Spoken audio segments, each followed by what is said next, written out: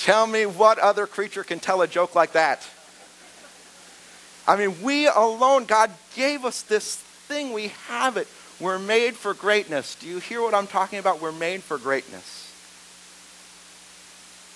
But the story of the scriptures is this, that we take this gift that God's given us, and instead of using it for the purposes that God designed it, we use it for ourselves.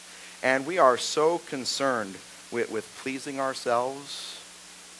We are so turned in toward making ourselves happy, satisfying our appetites, that we've taken this thing that God has given us and we've just turned it in on ourselves. But where the presence of God is, he takes those sort of ordinary things and makes them extraordinary. Talking about how we just turn in, there's this passage in the book of Ecclesiastes. I don't know if you've ever read the book of Ecclesiastes. It's a very good book. Solomon, he writes about these projects that he undertook just to try and find meaning and purpose in his life. And he talks about, he was a wealthy man. He was full of wisdom. He talks about how he undertook these projects. He built palaces and vineyards and gardens, how he amassed all this wealth, how he had all those laborers that were serving him. In order to try and please himself and have pleasure, he built up this large harem of women that all belonged to him. And he gets done with all this, all that he tried to do in order to find pleasure. He stops and he says, all of it is meaningless. And he has this phrase, a chasing after the wind.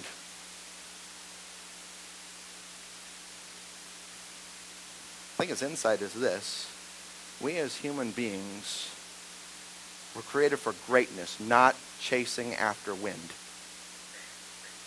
I don't know if you're like me, but there are times in my life where I have this sense that all I'm doing is just chasing after wind, right? You probably have this sense too. You have your daily routines, what's ordinary in your life. You go to work and you sell widgets, or you make whatchamacallits, or you answer phones, or whatever. And there's a way in which in your daily life, no matter what it is that you're doing, it just becomes routine and ordinary. And I don't know if you're like me, but you just have this sense, right? Like, man, I wasn't made to just chase after this wind. I have this thing that God's given me, and I'm made for greatness. And one of the things that you find as you study the life of Jesus Christ is that he takes what is ordinary and he transforms it into what's extraordinary. And I suspect that for those of us who are here today, who are living kind of ordinary lives and we feel like we're chasing after the wind, God can take whatever your skill is, whatever your talent, and the idea is this: he can do more with that than you can do with it yourself. That's one of the ideas that's here in this passage. Second idea, and I'll just put it up here on the screen. Jesus calls spectators to become contributors. He calls those who are standing on the sidelines to start participating. And as this passage begins, there's a way in which I think you can just view Peter as standing off on the side. He's a spectator, right? There's a whole crowd of people. They're crowding around Jesus. They're listening. Peter wasn't doing that. He had been fishing all night. Now he's off on the side. He's cleaning his nets. He's off on the side. He's maybe got one ear listening. He's a spectator, but he's not a contributor.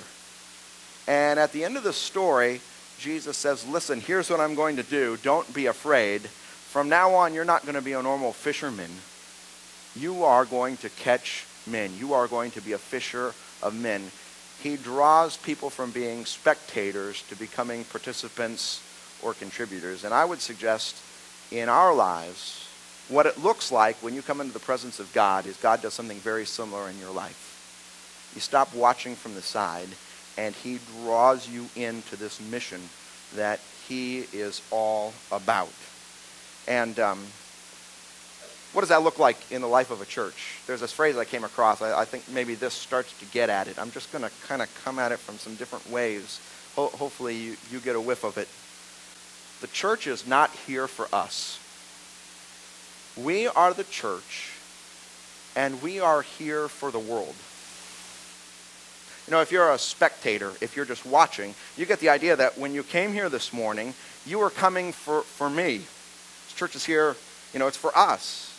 And here's a phrase: we are the church, and we are here for the world. This church is not here for us. We are the church. We are here for the world. And I think that's what it means to move from being a spectator to contributor. When the presence of God comes into your life, you have that.